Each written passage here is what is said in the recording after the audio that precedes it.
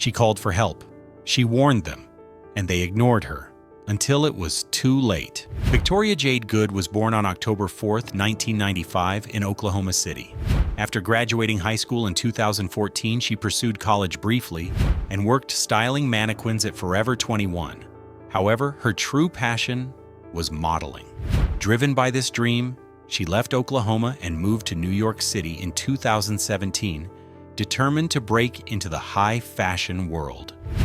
Despite financial instability, Victoria achieved notable milestones. She walked in runway shows and participated in a photo shoot for Vogue Mexico, showcasing her potential in the fashion industry. However, modeling gigs were sporadic, and she struggled to secure consistent work, forcing her to balance auditions with survival in the expensive NYC fashion scene. With housing costs sky high, Victoria relied on a combination of temporary accommodations. She often stayed in friends' homes, though many nights were spent in the Project Renewal New Providence Women's Shelter on East 45th Street in Manhattan. Her shelter stint reflected the harsh reality of life for many emerging creatives in NYC. Victoria Good was residing at Project Renewal's New Providence Women's Shelter, located at 225 East 45th Street in Midtown Manhattan. On the evening of December 16, 2022, the tragic incident occurred on the 6th-floor hallway of this very shelter. Her roommate was 42-year-old Charmaine Crossman, also spelled Croffman. The two shared a room within the shelter, setting the stage for rising tensions that would later culminate in violence. Victoria grew increasingly uneasy about her roommate. According to family accounts, she reported feeling fearful of Crossman, even having called the police and alerted shelter staff multiple times prior to the night of the stabbing. These concerns reflect deeper safety shortcomings within the shelter, which residents and news outlets later underscored as systemic problems, with one noting, "It's not safe. Security can't break it up." Around 9:50 to 10 p.m., an argument ignited between Victoria and her roommate Charmaine Crossman over loud music that Victoria was playing in their room at the shelter. Police later confirmed the dispute was about the noise coming from their shared living space. According to witness statements, Crossman sprayed air freshener at Victoria and her friend in the room. In defense, Victoria threw a blanket at Crossman. This small act of self-defense sparked a deadly reaction, marking the turning point in their altercation. Immediately following this confrontation, Crossman retrieved a knife and stabbed Victoria multiple times in the hallway on the 6th floor of the shelter. Victoria managed to stagger into the hallway severely injured before collapsing, bleeding heavily from wounds to her chest, arm, shoulder blade, and thigh. During the chaos, other residents, including a witness who later identified herself as Melinda Anders, reported hearing screams and seeing a lot of blood in the hallway. The attack was captured on the shelter's surveillance cameras, and Crossman was seen discarding the bloody knife in a street-side trash bin shortly after. Melinda Anders, a 63-year-old shelter resident, heard piercing screams from the 6th floor shortly after 10 p.m. Rushing upstairs, she discovered Victoria bleeding heavily in the hallway. "I heard a lot of screaming. Went upstairs and seen a lot of blood in the hallway," she recalled. A 911 call was placed immediately, prompting a swift NYPD and EMS response. First responders found Victoria collapsed in the 6th floor corridor, suffering multiple stab wounds. She was quickly treated on site before being rushed to Bellevue Hospital. Surveillance footage from the shelter captured the brutal stabbing and the moments that followed. The video also showed Charmaine Crossman discarding the bloody knife in a street-side trash bin as she fled the scene, key evidence that later linked her to the crime. Victoria was taken to Bellevue Hospital, where medical staff attempted to save her. Tragically, she was pronounced dead shortly after arrival. After stabbing Victoria, Charmaine Crossman fled the scene, leaving Project Renewal's New Providence Women's Shelter on East 45th Street.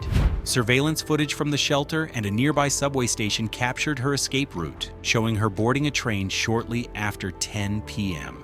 The NYPD released images and surveillance clips via Crime Stoppers, appealing to the public for help in identifying and locating the suspect. Crossman was officially listed as a wanted fugitive, and the citywide search intensified in the days following the murder. On December 20th, 2022, 4 days after the stabbing, Crossman turned herself in to police in the Canarsie neighborhood of Brooklyn. She was promptly arrested and charged with second-degree murder, held responsible for Victoria's death. Crossman has been held without bail, with prosecutors arguing she poses a flight risk and is potentially dangerous. Meanwhile, Victoria's family, represented by attorney Sanford Rubenstein, has signaled intent to pursue legal action against the shelter and the city, exploring wrongful death and negligence claims. Following Victoria's death, many shelter residents spoke out about long-standing safety failures at Project Renewal. They reported feeling unsafe and vulnerable, noting that key security measures, like locking doors, were often overlooked. One resident said it bluntly, "It's not safe. Doors don't get locked. I sleep with one eye open." These voices highlighted systemic issues inside the shelter, where residents felt exposed despite seeking refuge in a shelter meant to protect them. Victoria's father and brother revealed a heartbreaking truth. She had been terrified of her roommate, Charmaine Crossman, for some time. According to them, Victoria had repeatedly complained to shelter staff about feeling unsafe, called 911 on more than one occasion due to fear of her roommate. Her family lamented that she had actively sought help, but ultimately wasn't protected in time. She feared for her life before the attack. She complained, and she called the cops too. In response to Victoria's death, her family took these steps, launched a GoFundMe to cover funeral and related expenses, seeking community support during a time of crisis. Hired attorney Sanford Rubenstein, a prominent civil rights lawyer, to explore legal action. They're investigating possible negligence by the shelter and the city, discussing both wrongful death and civil rights claims. The New Providence shelter, operated by Project Renewal, had a known history of serious incidents, raising alarms long before Victoria's death. Multiple residents and news outlets reported ongoing safety concerns at the facility. Broader criticisms of NYC's homeless shelters highlight patterns like overcrowding, underfunding, and environments often cited as unsafe and unstable. Officials from the 17th Precinct, which oversees Midtown Manhattan, including the shelter, have acknowledged issues with safety within the facility. They indicated that enhanced security improvements, such as better door locking protocols and increased staff presence, were being piloted in response. The NYPD also introduced a new quality of life unit focusing on noise, trespassing, and shelter-related complaints, part of a broader move to improve public safety in vulnerable communities. Victoria's murder reignited long-standing debates over shelter conditions in NYC. Advocates noted that many homeless individuals avoid shelters entirely, fearing violence or exploitation and preferring to live on the streets. Public officials and watchdog groups emphasized the need for investments in safe, low-barrier housing models, such as safe havens, with mental health support and door security, built on evidence that these approaches reduce harm and prevent entrenchment in homelessness. Charmaine Crossman was formally charged with second-degree murder for attacking Victoria Good. Over the ensuing months, Crossman's case progressed through the legal system with initial hearings and court appearances. Meanwhile, Victoria's family, represented by attorney Sanford Rubenstein, is preparing a wrongful death lawsuit against Project Renewal and the City of New York, citing negligence and failure to protect her despite documented safety concerns. The stabbing reignited public anger over shelter safety in NYC. Residents and advocates voiced strong criticism, demanding better protective measures and accountability within communal living facilities.